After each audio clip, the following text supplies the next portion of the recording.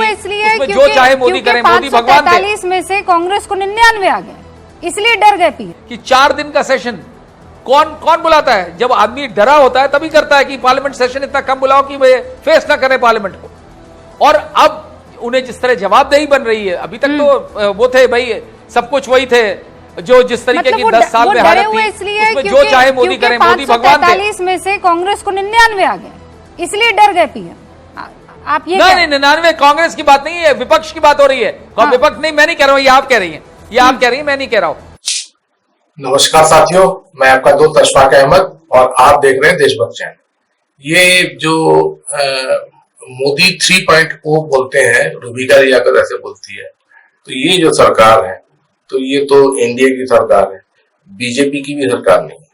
और वैसे देखा जाए तो 2014 में जिस तरीके से मोदी जी आए थे, तो अभी 2019 का भी चुनाव जीत लिया था, तो मोदी जी मैं करते थे, उनके लिए बीजेपी भी कुछ नहीं, कोई एनडीए तो दूर की बात है, एनडीए तो कभी मेरे ख्याल से 10 साल में एनडीए कभी बोले नहीं होंगे, बीजेपी भी बहुत कम बोले होंगे, और सिर्फ मोदी खुद बोलते थे, मोदी की गारंटी, मोदी की सरकार, यही सब होता है ना।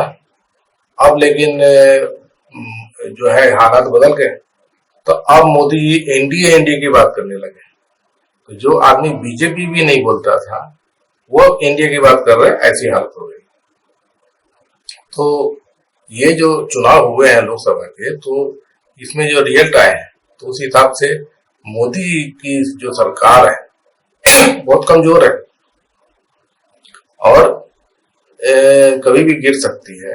और उसकी बानगी ये देखिए कि ये जब चुनाव के बाद में क्या होता है कि जो दल होते हैं, दल की बैठक होती है। अब सबसे बड़ा जैसे दल होता है, उसकी बैठक होती है, उसमें उसका जो प्रमुख चुना जाता है, और उसके बाद में फिर राष्ट्रपति जी से बताया जाता है कि भाई हमारे पास में तो इतने समर्थन में लोग हैं, हमारी सरकार बन जाएगी, है ना। ये ऐसा ही प्रोसीजर होता है। तो अभी हमने क्या देखा कि बीजेपी की बैठक ही नहीं हुई, और क्या बैठक हुई?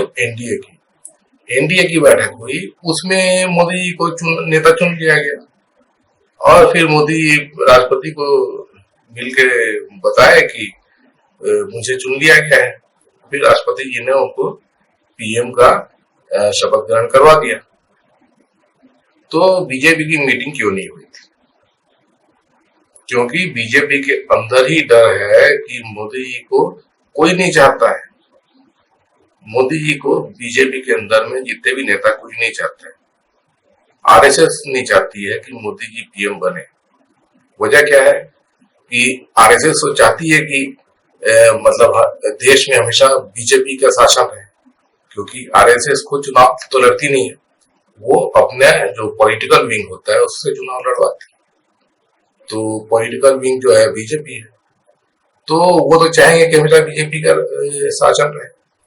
तो इसीलिए वो चाहेंगे कि बीजेपी में अच्छे नेता रहे जो चुनाव जीते और हमेशा सत्ता बनाए रखे। तो आरएसएस को अब समझ में आ गया कि मोदी के चेहरे पे वोट नहीं मिलता है, और आगे का भविष्य जो है बीजेपी का, वो मोदी के साथ में सही नहीं है, और इसीलिए वो मोदी को हटाना चाहते हैं। बीजेपी के अंदर भी खुद ऐसी है, और वैसे होता भी है कि कोई भी दल है, उसमें जो नेता अगर मजबूत ना हो, और जो दल के में और भी जो लोग हैं, तो उनको लगता है कि जो नेता है उसकी जगह दूसरा कोई नेता आएगा तो सबका फायदा रहेगा, क्योंकि सबको सत्ता की मलाई चाटने को मिलेगी।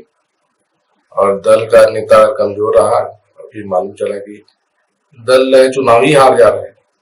तो ये बात जो है बीजेपी के अंदर है। तो इसीलिए अगर जैसे कि बीजेपी के अंदर नेता का चुनाव होता तो शायद मोदी जी हार जाते, और यही वजह है कि बीजेपी का बैठक ही नहीं हुआ, और मोदी जी को जो है एनडीए का कैंडिडेट चुन लिया गया। तो ये इस तरह से हुआ है। तो अब आगे की जो आगे का रास्ता है तो मोदी जी के लिए आसान है, क्योंकि संसद में जितने भी बिल मोदी जी लाएंगे, अब वो बिल पे बहस होगी तो अब लोकसभा में विपक्ष मजबूत है, उसके पास में 230 से ज्यादा सांसद है। तो जो मोदी जी के साथ में जो घटक दल है, अगर किसी बिल पर उनसे सहमति नहीं बनी तो वो बिल गिर जाएगा, और वो बिल गिर गया मतलब सरकार अल्पमत में आ गई, सरकार फिर गिर जाएगी। तो इसीलिए मोदी जी को जो जो दो बड़े घटक दल हैं, नीतीश कुमार की पार्टी और चंद्रबाबू नायडू की पार्टी, तो उनको हमेशा साथ में लेकर चलना पड़ेगा। तो ऊपर से तो मोदी जी दिखा रहे हैं कि मेरा ही दम है और जो भी मैं मंत्री बनाया हूँ सब मेरी चॉइस के हैं, और नीतीश कुमार और चंद्रबाबू नायडू का कोई चॉइस नहीं है। लेकिन अंदर से जो है हकीकत यह है कि मोदी जी जो है बिना बैसाखी के चल नहीं सकते हैं। तो और जो बैसाखी है उसको भी पता है कि हमारे बिना तो मोदी जी चल नहीं सकते हैं। तो हर बात में वो अपना जो भी डिमांड रहेगा तो वो मनवा के रहेंगे। तो बिल जो आएंगे, अब जैसे कि मोदी जी चाहते हैं कि यूनिफॉर्म सिविल कोड आ जाए, उसके बाद में वन नेशन वन इलेक्शन आ जाए। तो ये जैसे कि नीतीश कुमार है, चंद्रबाबू नायडू है, तो यूनिफॉर्म सिविल कोड के तो दोनों खिलाफ, आपको पता है। तो ये बिल मोदी जी कैसे संसद में पास करा लेंगे? वहां पे अगर मत पड़ेंगे तो ये दोनों पार्टियां तो खिलाफ में जाएंगी, तो सरकार गिर जाएगी, उनकी 273 की जो बहुमत है वो खत्म हो जाएगा।